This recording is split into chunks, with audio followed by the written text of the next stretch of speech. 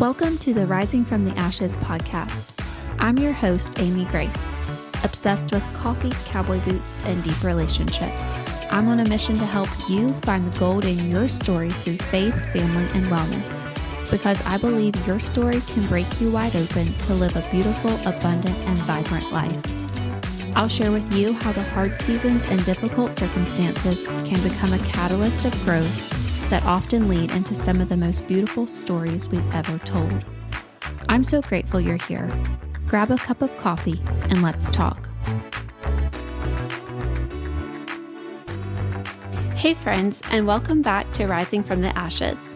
Today we're talking about real life, real leadership, and everything in between. Today's episode is one I've been looking forward to sharing with you. It's raw, it's honest, and it's so needed. I'm joined by Maggie Eterno. She's a powerhouse real estate CEO, a coach, a mom of three, and someone who's built a thriving business with her husband right by her side. But Maggie's story isn't just about success. It's about struggle. It's about walking through anxiety, panic attacks, and the kind of internal battles that don't make it onto Instagram highlight reels.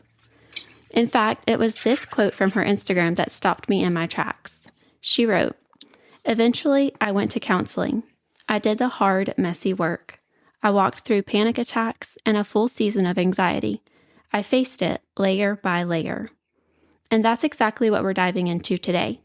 Maggie is opening up about the season that almost broke her, how therapy helped her rebuild from the inside out, and how she leads her business and her life with so much more grace, empathy, and authenticity now. If you've ever felt overwhelmed, stuck, or like you're the only one barely holding it together, this conversation is for you. So grab your coffee, take a breath, and settle in. This is Maggie Eterno. So Maggie, we'll just jump right in.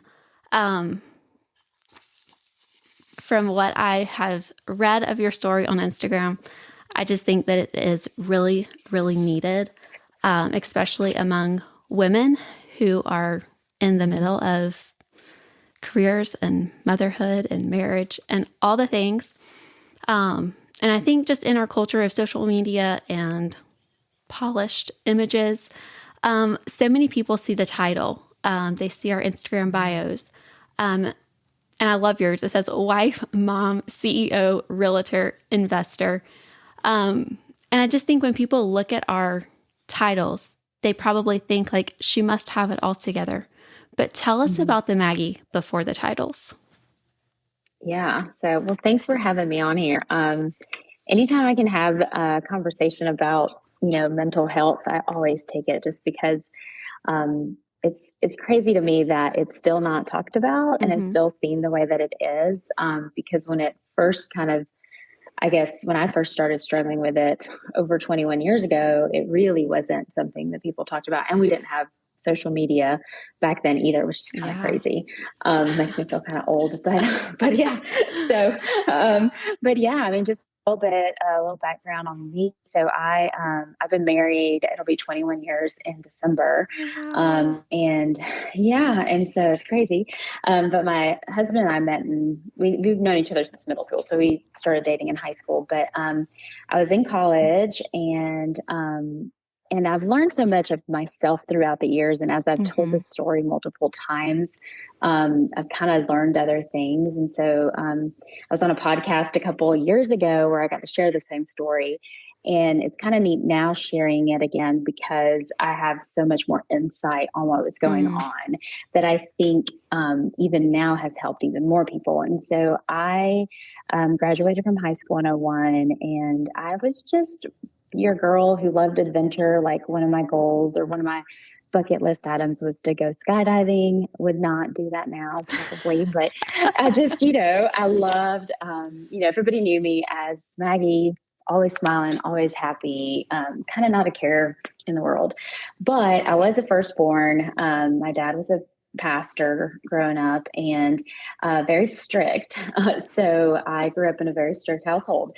But I didn't realize then, but a lot of my just significance and just the way that I felt about myself really kind of paired up to my achievements. Mm-hmm. So I was an achiever. Everything I did, I went to small school, so everything I did well on. I remember the first time I didn't make the majorette line, I was almost like personally offended that I didn't make something because I had made everything else I had tried out for. So, like the lead in the musicals, lead in the plays. I played French horn growing up. I played sports, like everything that I did well. Mm-hmm. So much that when I went to college, I was nominated for a full ride scholarship to Brunel University, and I ended up receiving it from a group of other ladies. I was the one that was chosen, which was huge, and one of the reasons that I was able to go to Brunel. But I didn't really think of anxiety or anything like that. Mm-hmm. I really didn't feel like I was going through anything like that. It didn't hit until about my senior year in college. And I never really noticed it, but I always, like even through college, I just had a hard time focusing. I had a hard time really. I went from not having to study a lot to all of a sudden having to study a lot. So there's a lot going on.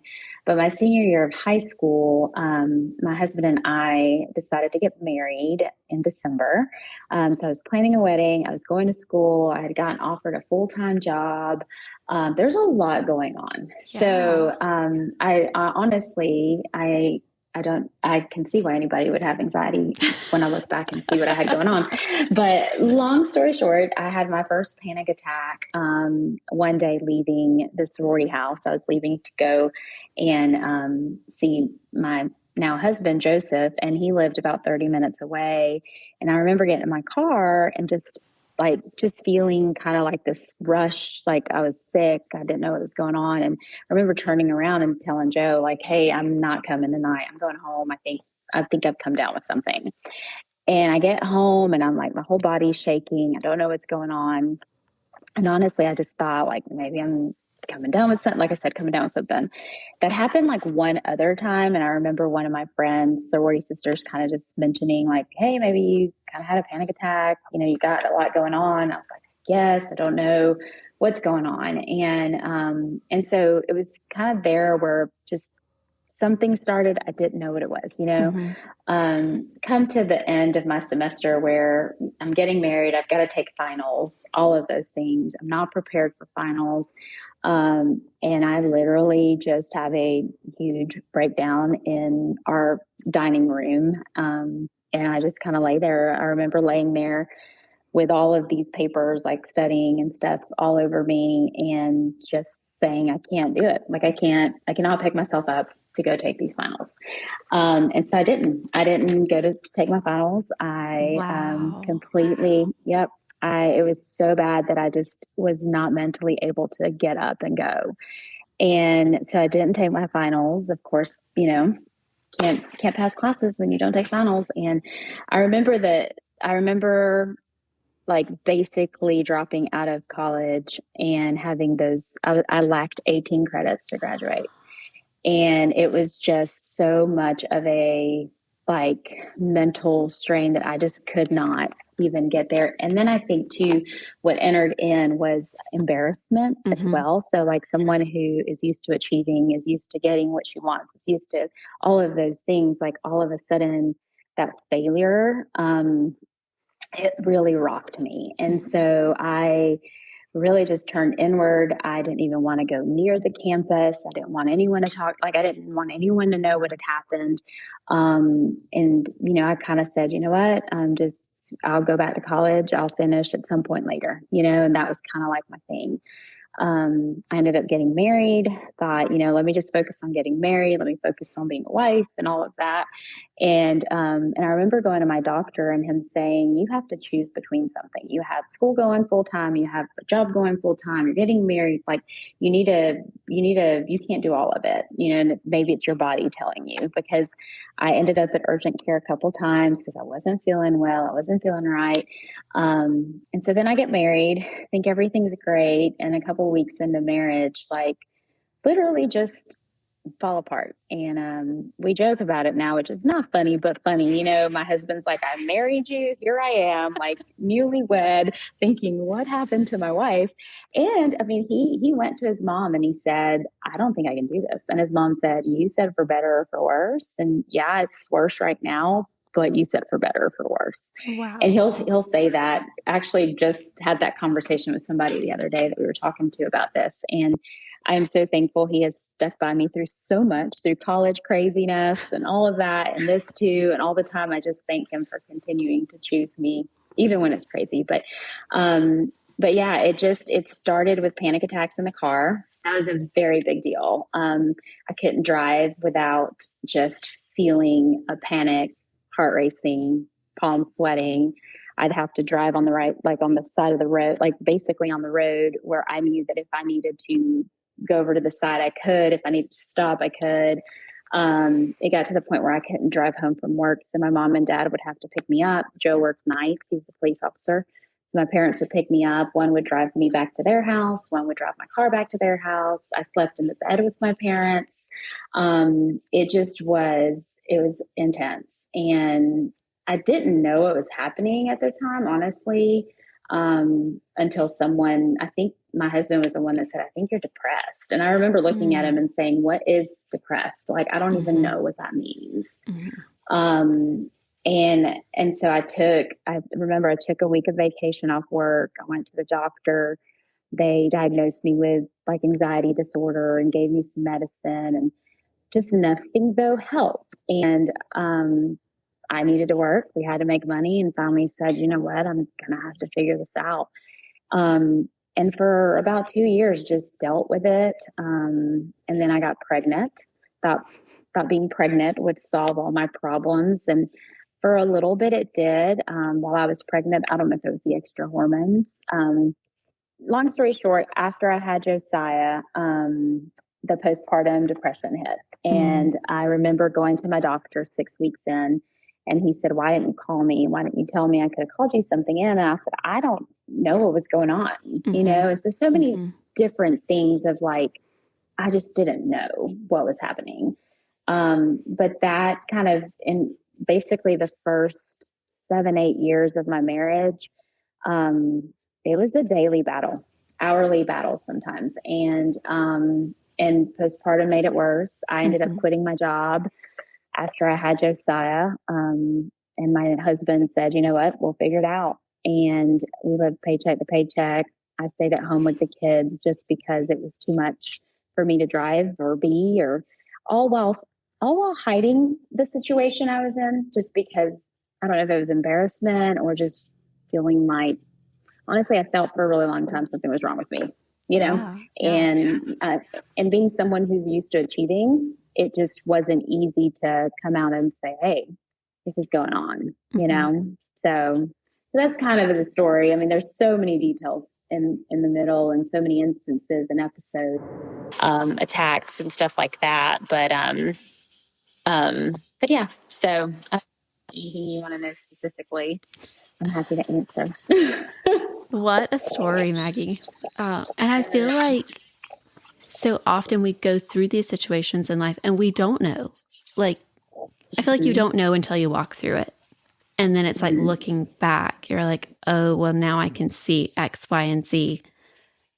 Yeah. But in the day-to-day grind, we're just like trying to survive, trying to make it. I remember talking to a friend of mine and telling her what was going on. And she said to me, she's like, well, I get anxiety too. Like, I feel kind of anxious sometimes too. And I remember thinking, you too? So like, this isn't just me. Yeah. And yes, there was a lot of normal anxiety I was going through, and then there was a lot of not normal, right? Like something needs to be done. You need to talk to somebody, kind of not normal. But just feeling that like someone else feels what I feel, was like just a relief, Yeah. Yeah. It's like, okay, I'm not completely not normal. Yeah. Yeah. I'm not weird, Yeah. So, Maggie, I can only imagine just kind of like the mental and emotional toll that takes on you and your self-worth, and just I can really relate to like the achievement driven behavior. And then when it feels like you can't like maintain that level of just feeling like a complete failure. But take me back to that season. I know that you were really open about just the panic attacks and the anxiety, but what did that feel like to live through, especially raising a family? Do you feel like there was an emotional impact, whether that was family or just self-worth? Like, talk me through a little bit of that. Yeah. A lot was affected by that I wish I could take back, right? Like all of a Don't we all? sudden, yeah, it's like, gosh, I hid it so much that I would make just excuses of why I didn't go to things. And whether it was my husband's family's things, or even I still remember to this day a play date that I completely just bailed on. And I feel so bad still because I feel like that person saw me very differently afterwards. And like, I think she was a little offended. And I always think back to say, like, I always think I should reach out to her and just tell her thank you. And then or not thank you, tell her what was happening.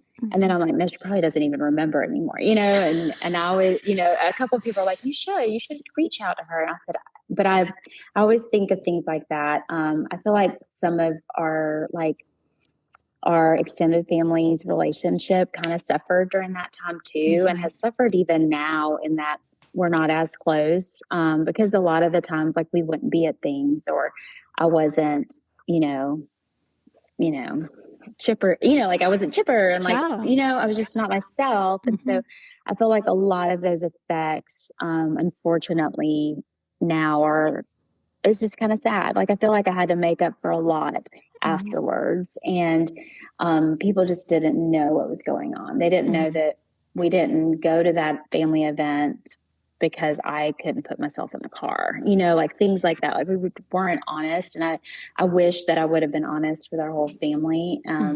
But at the time, like when you feel that way, there's just so much shame that's tied to it, and it's like I shouldn't be going through this. Or not only shame, it's like because it's not seen as something truly real in a sense, you think, oh, this is just an excuse, or oh, you're not strong enough, or you're not praying enough, like this is just an excuse to get out of things, and so I hate that part of it. I think I put a little bit of that anxiety into my children because of the way that I would react to things, and I was so extremely afraid of sickness, and especially like my kids throwing up. Like that was just when like stomach viruses became a thing. Like it was a constant during the sick season of just, I remember always like dreading sick season and thinking, here we go. Right.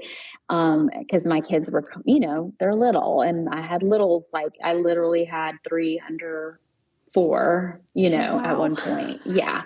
Yeah. And so it was like, oh my goodness. So it just became a season where everything was affected. I mean, it affected my husband. He would immediately see when he could see it in my face as soon as it hit me. And for a long time, he'd get really upset and he'd get mad. And he had to understand and walk his own journey through everything that I was going through, and realizing that I just can't snap out of this. I know I'm not thinking logically to you, but that's the way my brain's thinking, and that's the way my mind and what it's telling me. And so there was a lot of impact mixed in with just financial, like we were just financially so bad with one job. He was a police officer, brought home about $900 every 2 weeks. And then he worked multiple part-time jobs and worked with his dad in the locksmith business just to make ends meet. So it wasn't just the strain of everything that was going on with me mentally. It was also the financial hardship we were going through, which on top, even more shame on top of that, Yeah. And I feel like you get one thing that creates shame and hardship. So I feel like kind of those mental struggles kind of, led to or added to the financial struggle, which I feel Mhm. like only adds to the mental struggle. And it is this Mhm. vicious cycle that just loves It to is. repeat itself. Yep. Mhm. Um, you alluded to this, but I kind of want to jump into the therapy part of this. I Mhm. do feel like there's two really extreme schools of thought on therapy. Mhm. Yeah. um, and I've been in therapy for like 8 or 9 years now, so I feel like I can Mhm. talk to this a little bit. But I feel like Yeah. there is the group that feels like if you go to therapy, oh, something is wrong with you and you are weird. And I can't believe that you would go, you should pray more, trust God more, kind of what you alluded Mhm. to. And then there's also the other extreme of like, oh, if you go to therapy, like the therapist will fix all of your problems and life will be great. And all you have to do is sit on the couch and whatever.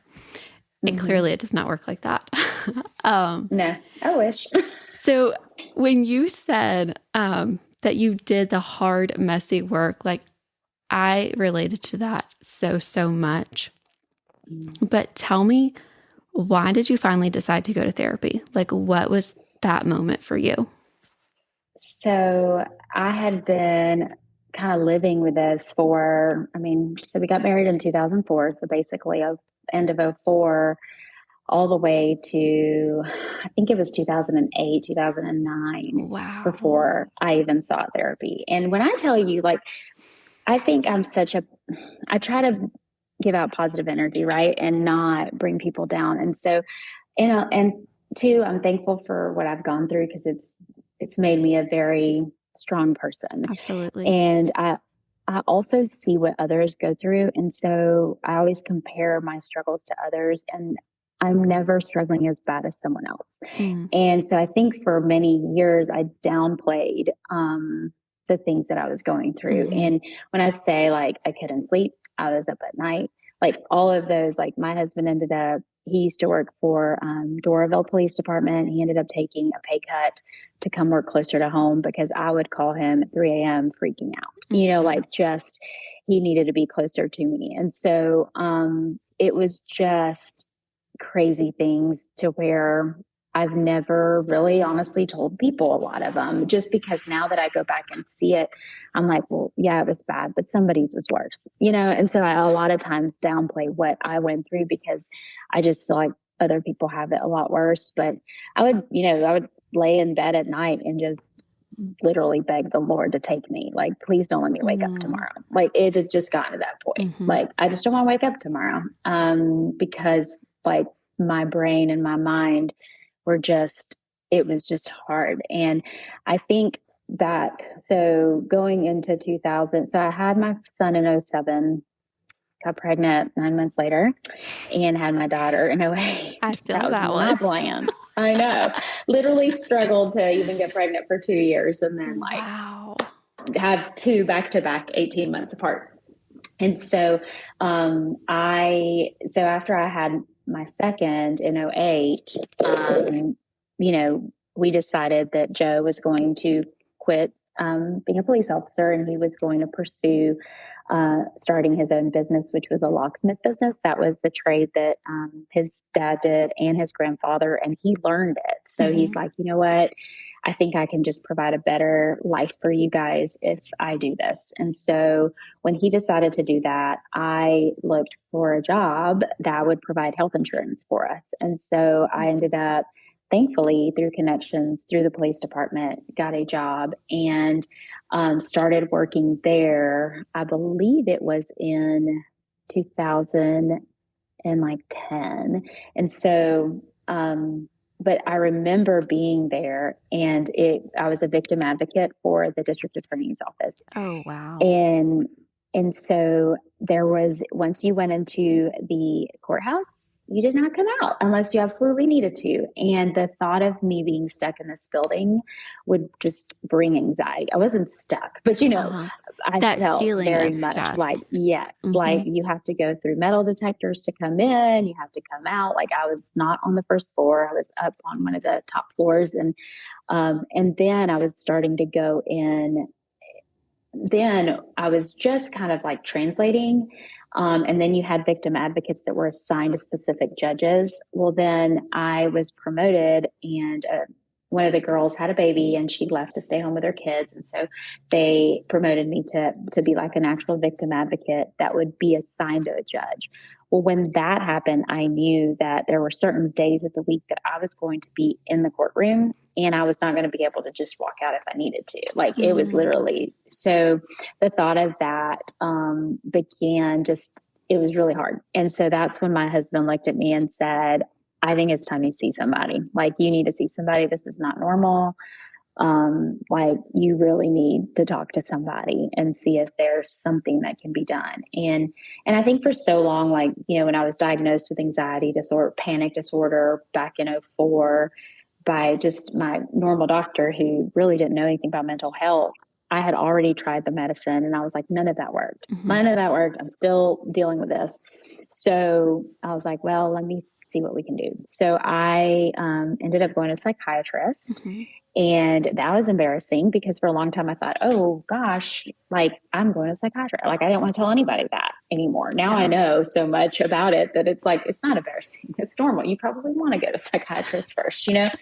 And so I remember just sitting down talking to her about just everything going on. And then she actually recommended that I see a counselor as well, more of like a counselor, life coach, because she could treat me, you know, with the medicine, things like that. But then there was a lot that could happen also if you just took some time to, you know, talk to someone a little deeper in a different way. And Absolutely.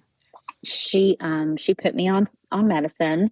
I started taking medicine and I started to notice, like, right away. I always tell people, because people ask like, when do you recommend? Of course I can't recommend because I'm not a doctor, but for me, I tell people all the time, you know, that it is not normal anxiety when it interferes with your everyday life, when you can't do things, when you can't function, like you're probably past it. Like you've got to go see someone. And the blessing in all of this is that as I was going through this, I began to speak about it and began to tell others about it. And so then I would have people that would like reach out to me and say, hey, this is happening. This is going on. So even through all of this, I had several friends and acquaintances who reached out to me and who sought help because I sought help. And they still tell me to this day, like, thank you so much for sharing. So like up until then, like so many of them. But for me, it was like, it was to the point that I needed it. And so when I finally talked to somebody, I said, the medicine just quieted the noise for me. That's what I feel like, as I describe it, is mentally, I was having multiple conversations with myself at all times during the day, you know, which is normal sometimes as a mom, but it's not sometimes, you know, and so it allowed my mind to just rest. And I remember just being so grateful for that and realizing, okay, like, wow, I can think, you know. There was, of course, some things I didn't love about the medicine. I didn't like the emotion was a little less to things. So I didn't feel a lot of things like people felt and all of that. But it just was my saving grace during that season of time. And so I was seeing someone for about, it's crazy, for about, I think I started seeing them in '09. And then in 2010, I got pregnant with my third, and it was like a surprise baby. Wow. And so did not expect her, anything like that. And I ended up at 12 weeks getting put on bed rest indefinitely because of a hematoma. Oh, wow. And at that time, my husband had just gone full time into a self-employed business. I had just transitioned into full time and receiving full benefits, but I had no paid time off. So it literally, it was just a lot of faith a lot of faith during that season, because launching a business, all of a sudden I'm not getting paid anything stable because I don't have paid time off. And then I'm on bed rest with two kids, littles. And so my mother-in-law would come home from her job, her full-time job. She would go home and then drive 30 minutes, pick up my kids from daycare, and then help with the nighttime routine. And then my mom and my dad would take care of us on the weekends, which at the time my dad was going through his own health struggles as well. So it was just Wow. a lot going on and a lot of seeing God in it all. That's why my daughter's middle name is Faith. It took a lot of faith I to get love through that. it. But I told my midwife, I said, all right, the only thing I'm doing differently this pregnancy is I'm taking this medicine. And she's like, do not stop. It is not the medicine. You're on a very low dose. Well, I stopped cold turkey. And yeah. And so went through all kinds of the, symptoms, which is crazy now because at the time I didn't realize that I was going through withdrawal symptoms. I thought, oh, they're part of my pregnancy. Oh, So I had wow. vertigo. I had the blood pressure issues. I had the heart rate. So I'm going through all of this, like they're trying to figure out what's wrong with me additionally.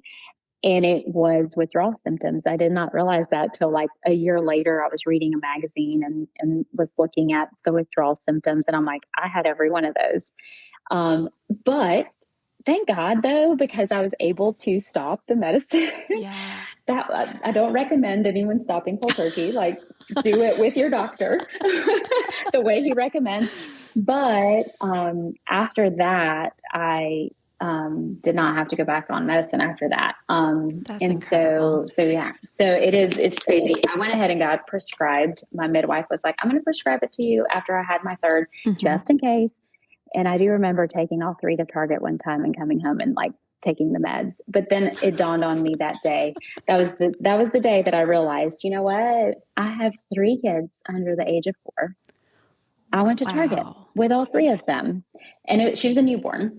I'm like, that is normal anxiety. And You I were remember brave. thinking, that's normal anxiety. Like, I don't need the medicine for the normal, and so I didn't take it after that. I took it that one time and then it was like, okay, we're going to try to do it without it. Um, so there was just a lot, in there. But I finally, like your question about going, that was finally the draw was I needed I needed the paycheck, so I needed to work. That was my job. And my husband's like, if you can't do that, like you've got to go see someone. And thankfully it got me through there. God had other plans and I ended up coming back and staying at home and God blessed the business. And so I was able to at least stay home. But yeah, but now I've gone back to not the same therapist, but I've gone back to therapy multiple times throughout the years, as I need it. So I've Absolutely. become very self-aware. Yeah. Yes. So, Well, Maggie, you called it layer by layer in that Instagram post that you shared. And I mm-hmm, truly do feel like therapy is like that. My mm-hmm, therapist referred to it as peeling an onion one time. She was like, mm-hmm. every time you peel off one onion, it's going to make you cry. Yeah. And then you're going to peel off the next Mm-hmm, one. mm-hmm. Um, what were some of the hardest or most surprising layers that you had to peel back? I think for me, it was like, first off, the layer of figuring out how to live with it, right? Mm-hmm. Like accepting the fact that this was happening to me Mm-hmm. and to my body and to my mind, and figuring out how to live a joyful life even with it. And so I I love that. remember being able to say, you know what, I know I'm going to be anxious because I'm doing this, but I journal. I've always loved to journal, and I turned my journal into more of a like just stories of overcoming. And so anytime that I would know that I was going to face something that was hard for me, I'd go back and look, okay, I've overcome this, and this, then I can overcome this. That's And incredible. forcing Love that. myself, and forcing myself too to do the uncomfortable. Like I hated that, but it was like forcing my mind to see that I could do it. And that was like for me, that first layer of healing was living with it and accepting it, Mm-hmm. and not letting it take from me more than it already had. Mm. And so my family began to travel because we wouldn't travel. I mean, I couldn't go 30 miles without a panic attack. And so we began going to the beach and we began traveling. And yeah, there were times where, in the middle of our vacation, I'd end up having a moment and we had to figure it out, and so it just would remind me. But once I would do it, I would know the following year, like, okay, I did it last year and it was fine. And so that to me was one of the hardest layers because it's continuing to live while nothing changed, Mm. necessarily. Yeah. Yeah. And still saying, I'm still going to do this and I'm still going to live my life and I'm going to be happy and joyful in it. And so that was to me one of the hardest layers, but it has been definitely a layer by layer journey because every season a new layer is peeled. And like you said, it's tough. It Yeah. is tough. I Mm-hmm. love that.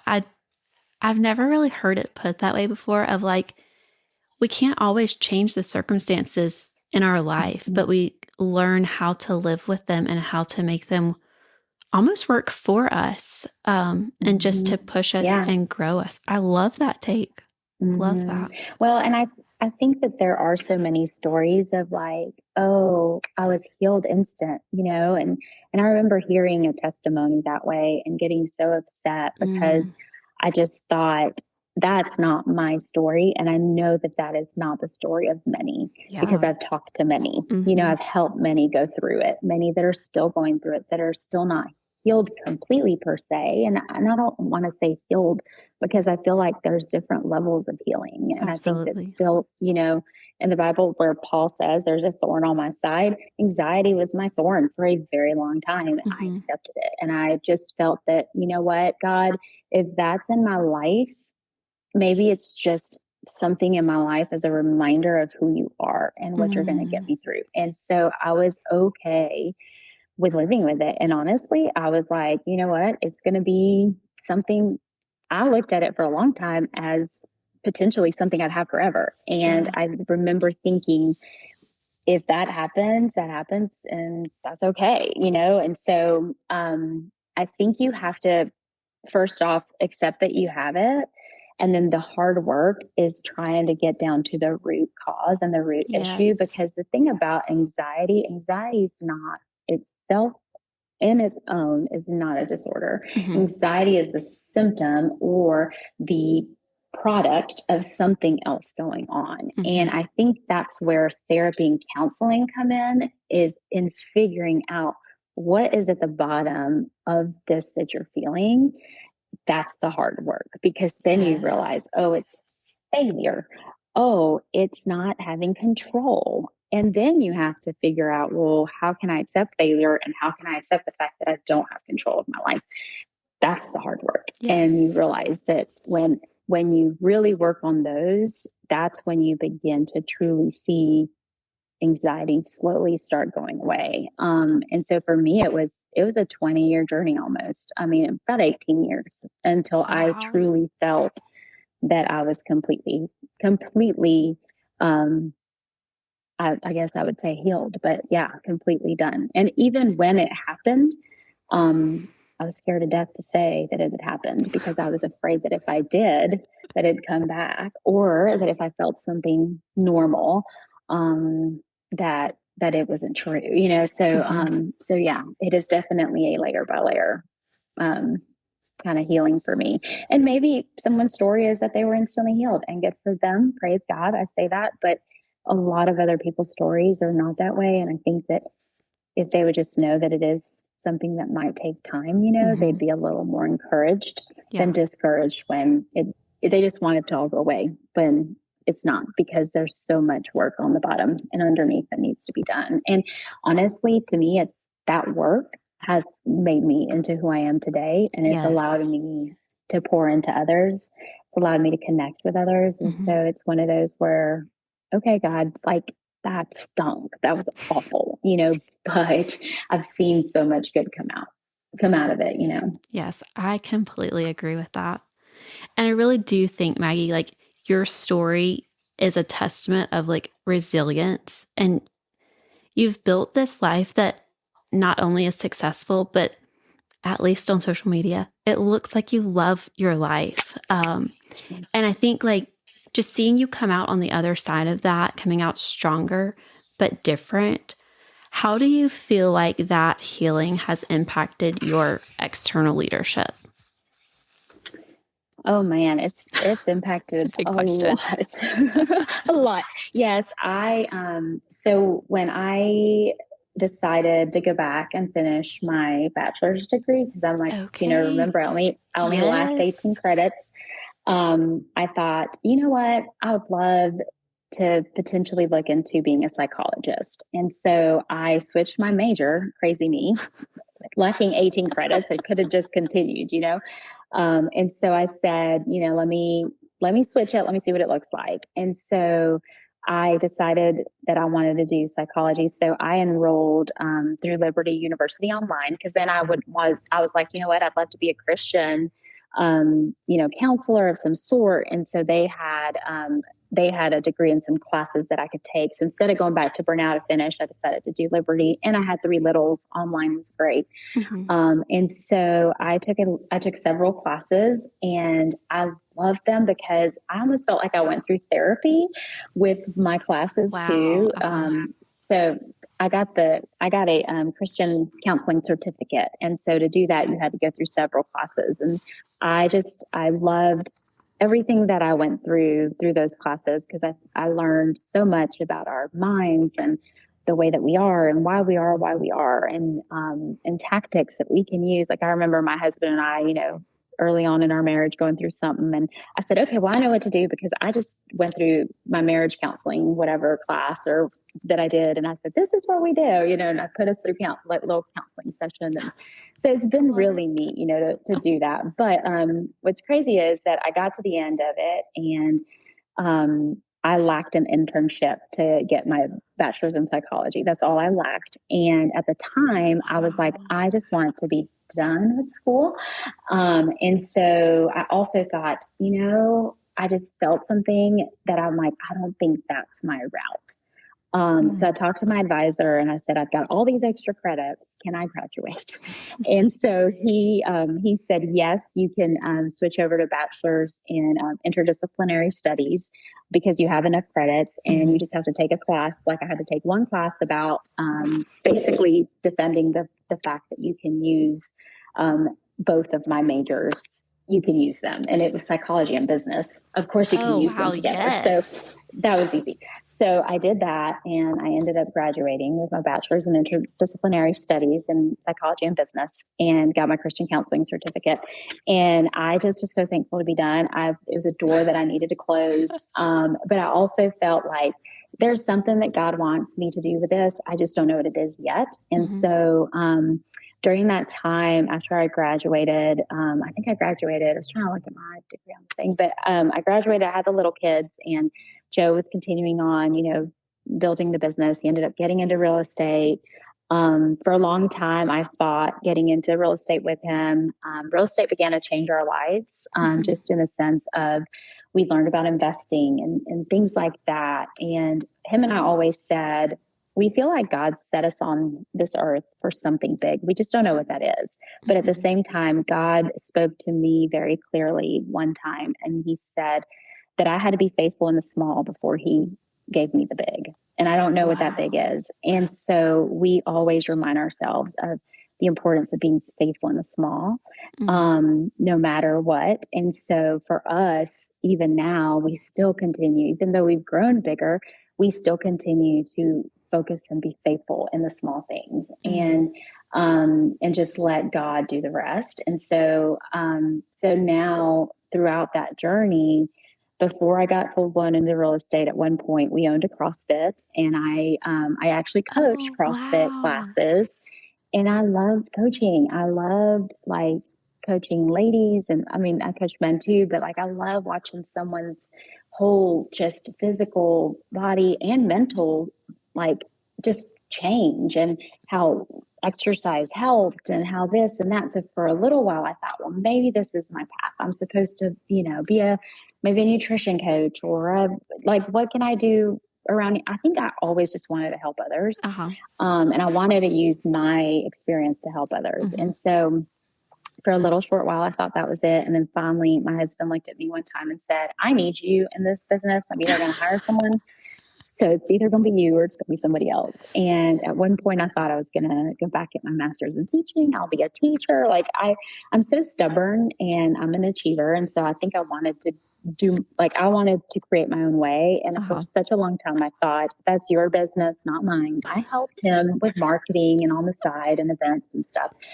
And so finally I was like, you know what? Like, why not? Let's go in it. And it's been such a cool journey because I started off as kind of like marketing assistant. Then I went into more of an operations role. And I tell people I've created a role, fired myself, slowly. Until one day we looked up and my husband looked at me and said, you're the CEO of this company. Do you not see that already? And for a long time I was like, nah, I don't want it, but I will say that what has helped me become what I've become is my personal growth.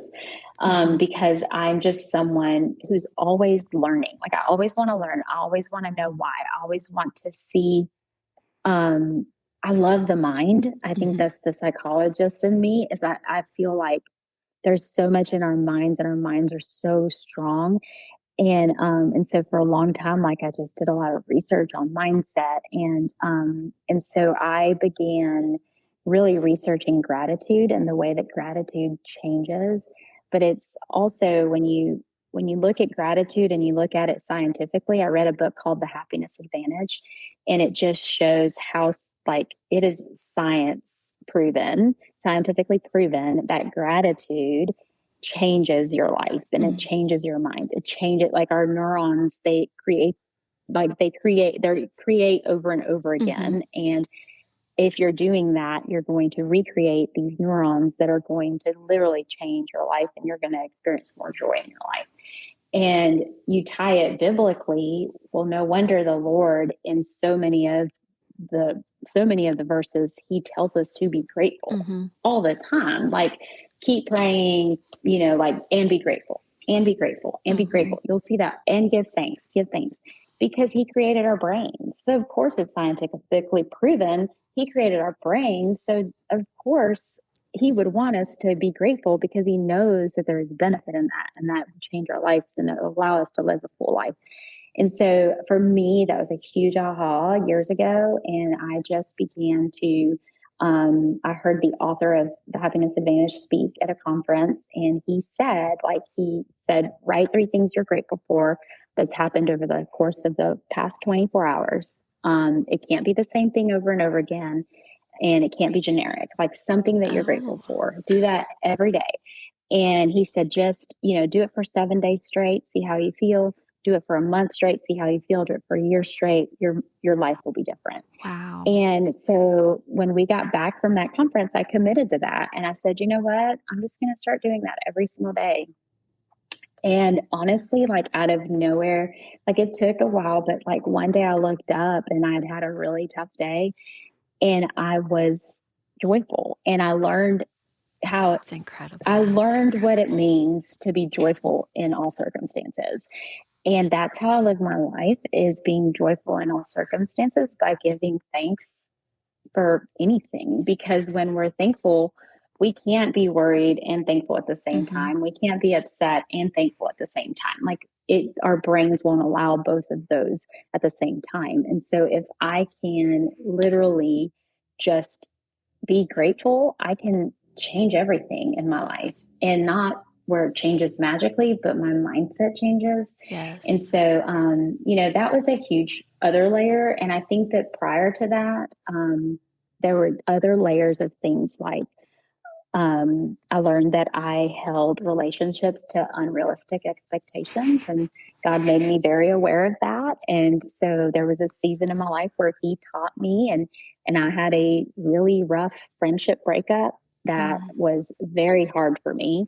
And, we're good now, but it literally it was almost like a death for me. And I grieved it and I was upset and I felt that season of my life, God wanted me alone. And so for a while, it was just me. And in that season, I felt like God wanted me to learn that He is enough no matter what, and that He's all I need, and He is my friend. Because I feel like every season, everything that happens, God becomes someone different to you. So when my dad passed away, God became my father, and I learned. I began to know him more as a father. And so this time around, it was knowing him as a friend. And so I realized that a big reason for this was that I would go into a relationship or a friendship with these expectations, and then I would be completely let down. And he taught me how to live life with open hands and to go into friendships, relationships, situations with open hands and say, you know what, whatever happens and with this, like, it happens and that's okay. I'm not going into something. Yes, you can have expectations and desires and things, but go into something with open hands saying whatever happens is happening for a reason. And I feel like, or, I did a mentorship where I mentored several girls, and I said, God, whoever comes into my home, whoever, whatever the girls stay, whatever happens, like, it's up to you. Like, I'm not going to force my agenda on things anymore. I'm going to allow, the things to happen that are meant to happen. And so, yeah, so like little things like that is what I call the layers. Until finally a couple of years ago on a mountain that we had gone to go see the sunrise, I truly felt that God released me of everything that I had been fighting for years. And that was that 18-year journey. But it all came down, the final layer that I had to release and I had to accept was me having control of me and the things that were happening, and truly giving God the control of anything and saying, you know what, I'm done fighting. Done fighting. Here it is. Have it. Take it. And at that moment when I saw that and experienced that, and I said that on that mountain, I immediately felt different. And a friend of mine had playing in the background. She had a phone playing in the background, and there were two worship songs that came on. And on my way home from that retreat, because it was a retreat I was on, I told God, I said, it'd be really cool if we could play those at church tomorrow. And I remember getting home that night, and I went on a walk with my husband, and I said, something happened to me on the mountain. Something happened. I don't know what it was. I said, I remember seeing the valley. I remember seeing, the mountains and thinking the valley is so beautiful. Like, everybody focuses on the mountain and the sunrise. And all I focused on was the valley and how beautiful it looked. And I thought, wow, like, even in the valley, like, it's beautiful there too, and that's kind of what my life had been, was just a big valley. And there's so much beauty that did come out of it. And that next morning, worship starts, and we literally played back to back the two songs that were playing on the mountain. Goodness. And I just felt like that was God confirming, because I did kind of think, you didn't really heal me completely. You didn't really do that. And there were so many other instances, we could go on forever, of him during that season just confirming what he did in my life. And it's been great. It hadn't been perfect, but it's been great. But those little things have really made me see people differently, and has especially the mindset. Like, I lead my team this way. Every meeting starts with gratitude. I became a coach, like little accountability meetings that were kind of awkward. Yeah, they were kind of awkward meetings. All of a sudden, like, I started asking questions. Like, it just developed into this thing that I've realized now, like, this is what God was preparing me for. And now I've seen so many lives changed by just me, meeting and asking questions and things like that. But the thing that I see the most is when we change our mind, we change our life. And that for me is huge. Yeah. Love that. Maggie, I want to wrap up in the next few minutes, but I just want to touch on, because you're a mom in the middle of all of this, of 3 kids, and now they're teenagers now. But how do you feel like your story and your life has, like, helped shape them? I guess my question is, like, what does emotional resilience look like now as a mom, kind of like almost giving that experience to your kids, saying like, Mm-hmm. you can overcome too?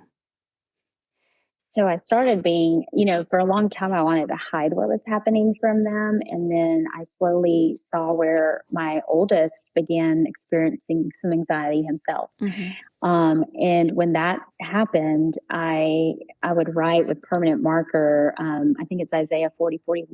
Do not fear, for I am with you. Mm-hmm. And I would write it on his hand, and I would tell him, I'm like, there's nothing to fear. Like, everything I was telling myself. And at that time, I was still going through it myself. And it's like, Yeah. this is, here it is. And so he went through that. And my middle daughter went through something similar. We wrote it on her hand. And then my youngest went through something. We wrote it on her hand. And every one of them, it's so funny because my youngest actually did it the other day.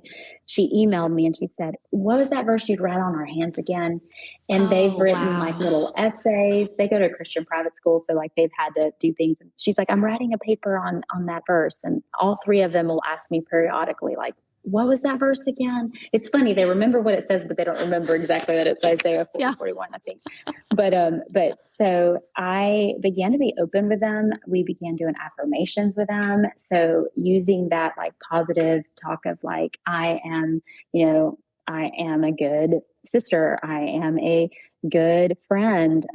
If they're struggling with something, my middle daughter struggled with being happy for others. So one of her affirmations that we would repeat at night was, I'm happy for others. And showing that. And they would say, they're like, hey, I was really nervous during trials, but I remember what we say, that I'm strong. I am brave. I'm not anxious, and incorporating the things with them. I'll ask them, hey, what are you thankful for today? I should do a better job with that one, but being open about what was going on and showing them that like, I'm not perfect and this happens. And, all three of mine has had to see someone. Well, my oldest didn't. Well, no, yeah. All three of mine have had to go to therapy themselves. And I use my experience for it, like, hey, mom's got to go talk to somebody too. I just had to talk to my therapist earlier this year. I was going through a hard season and I saw her every week for a little while. And then, I'm very self-aware now of when I need to go. And so I reach out and say, hey, I need a session, and so being open with my kids about that, allow them to see that it's normal and that, sometimes we have seasons in our life where we need a little help. And I think that that's really, it's helped them see that. And to like, it's, to me, it's like, man, like how much anxiety did I put in them? Like, could I have, did I contribute to that? But then again, it's like, no, it's okay. Like, we're all figuring it out. It's fine. We're all figuring it out. That's right. And so I think it's allowing them into the mess, not like letting them know that you're not perfect. And you're building this resilience in kids because they see it, and, they know financially where we were, like my oldest knows. And so now one of his big goals is he's like, when I get married, I want to be financially more stable. Like I know what you guys went through. I don't want to go through that. And so talking about it, being open about it, like even if you don't think they're listening, one day they're going to say something, it's going to surprise you and you're going to be like, wow, you have been listening all along. But knowing, so they're listening, they're watching, and, even the bad, they listen to everything. Yep. Even when we think they're not. Maggie, taking that a little bit bigger, I feel like you share something that most people try to hide. And I know that you kind of mentioned that in the beginning you did try to hide it. What was the moment that you knew your story could help somebody else? I had a really close friend of mine reach out to me. And well, honestly, no, back that up. So when I was like deep in the middle of it, I had the little kids. Joe was working nights. He would rotate nights and days. We went to church in our community, and it was a community that Joe and I grew up in. So they all knew us from being kids and stuff. And I remember when I was kind of in the thick of it, finally kind of opening up about it. And I mentioned something about it, alluded to it. And I had a lady that reached out to me and said, "Hey, I know what that feels like. Um, Whenever you need me," she told me, she's like, "anytime. I don't care what time it is. You text me and I will pray for you." Oh, Because I think when you're in it, you don't even know what to say, like yeah. to pray. You're Mm-hmm. literally all of the muscles and like you're shaking and you have no idea, like you nothing.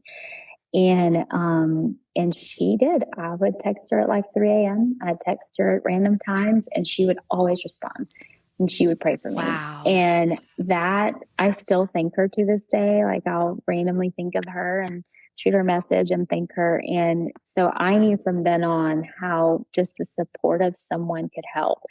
And when a friend reached out to me and told me what he was going through, and it probably was because I shared something. I don't know. I'm not sure. But almost anytime I share anything on social media, I have at least one person who says, "I'm so glad you shared blah, blah, blah," you know? Mm-hmm. And so now I can pinpoint all of these people throughout the last 18 years that I have spent a short amount of time with them and have been that person for them. And I'm so thankful for that. For a long time, I'd kind of be like, "Oh man, like not that we're not friends anymore, but we don't talk as much anymore." But I Mm-hmm. realized that people come into your life for a reason, a season, or forever. And if it's just a season, then I'm okay with that because there's a reason, you know. So Yes. that's kind of when someone did it to me was when I realized the power of it. And I That think is now as I've amazing. even gotten older and have gone through it more, you just continue to see it, like just how much your story helps Mm-hmm. helps people. Mm-hmm. I love that. How special. Mm-hmm. How special. All right, Maggie, I want to wrap it up with a quick fire round. So these will go really quick, but what is a favorite book that helped you heal or lead? Oh my goodness. That was a hard one because there's so many. So many good ones. Um, I know there's so many good ones. Honestly, Help Me Heal, there's a lot of them, but I would say one that I love a lot is called Fight to Flourish Mm. she's by Jenny Lusko. And her husband Levi Lusko wrote one through the eyes of the lion, and they kind of speak on the same event. They lost a young daughter, and so it really helped me heal, especially after my dad passed away. Mm. But it's called Fight to Flourish. It's a great book. I'm going to have to look that one So, up. mhm. Okay, what's your Yep. go-to stress reliever?